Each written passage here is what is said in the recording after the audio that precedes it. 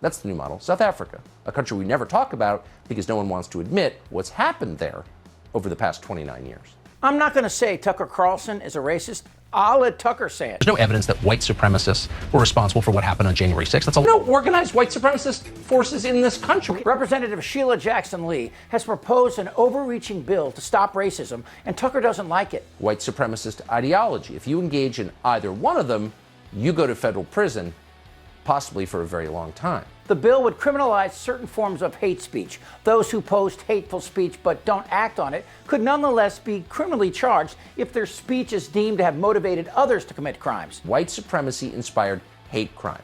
I have to admit, Tucker is probably right that in America it's entirely within your rights to be a racist. Oh, yes, good point. Good point, sir. And he uses current South African politics to try and make the case that white people everywhere are under attack. Nothing in Sheila Jackson Lee's legislation would apply to, say, black supremacy. Tucker fails to mention the racial segregation and subjugation that was South Africa until the 1990s, instead focusing on the period when Nelson Mandela was elected president of South Africa and helped end apartheid, of course, which Tucker totally ignores. Black people as a group were inherently defective. Don't be fooled by Tucker Carlson and the $200 haircut. I don't like that group because of their skin color. Let's hurt them. He's the new Bull Connor of American politics. King and his followers were met with fierce resistance from the police.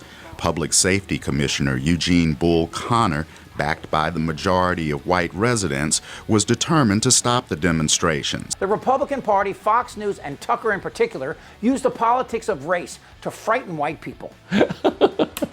Carlson's attacks on critical race theory highlights his refusal to acknowledge that our country practiced apartheid as late as the 1960s. You think I'm exaggerating? African Americans in the 60s weren't allowed to marry whites, join clubs, eat in restaurants, stay in hotels, and more to the point, in many states, while technically allowed to vote, polling places were hours away and cops would stop to question you before you could enter a voting booth.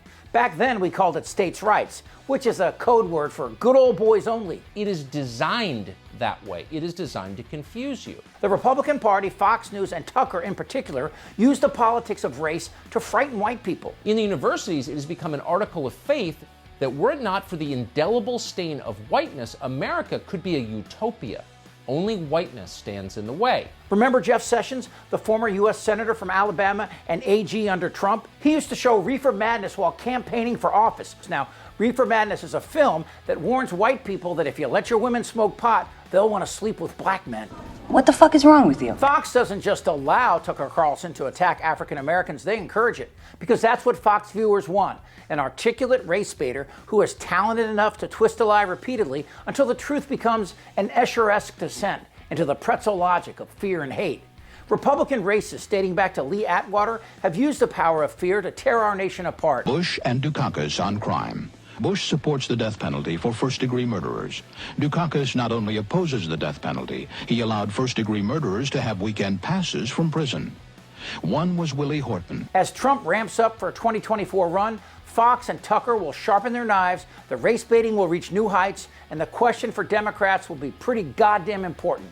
Are you going to let this happen again? Now we know for sure. Hey, thanks for watching, and remember to subscribe and follow us on YouTube at Really American.